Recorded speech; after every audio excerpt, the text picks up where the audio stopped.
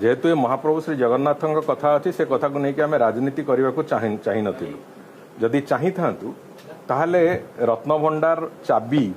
जो चाबीर कथा उठी से चाबी कोठी अच्छी बोली आज से प्रश्नर उत्तर आम विजु जनता दल एवं विरोधी दल नेता आज खोजु थांतु से बाबद आम एपर्यंत मुह खोलिनु कारण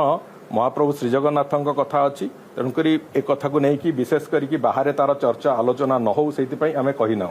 किंतु चाबी हजिबा कथा संपूर्ण सत्य एवं आज भी मु कहूची जे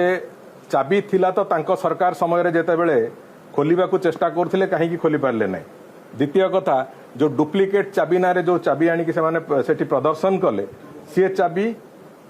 संपूर्ण रूपे एक मिछ चाबी से चाबीर कौन से ताला सांगे सामंजस्यता नथिला।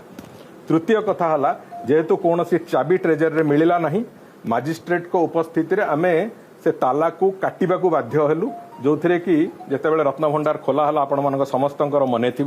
जे ताला को काटिबा को पड़िला तालार कौन चाबी नथिला चाबी मिलला नहीं ट्रेजरी रे नॉर्मल सिचुएशन होची जे सेठी थरे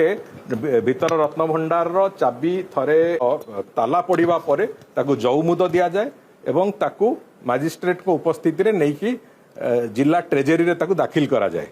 से चाबी नथिला से चाबी किए नहीं थिला ताले जो कथा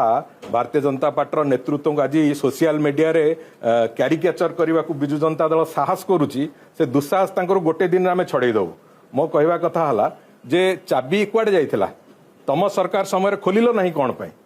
तम सरकार समय जो चाबी देखल से डुप्लिकेट चाबी बोली कही से चाबी से मिछ चाबी कौटू आसिला ये बहु प्रश्नर असमाहित उत्तर अच्छी जदि प्रश्न पचारू नेता एवं से पूरा विजु जनता दल संपूर्ण अवयव समस्त पारालीसीस हो तेणुक से व्यवस्था भितर न जातु महाप्रभु श्री जगन्नाथ कथा करुणा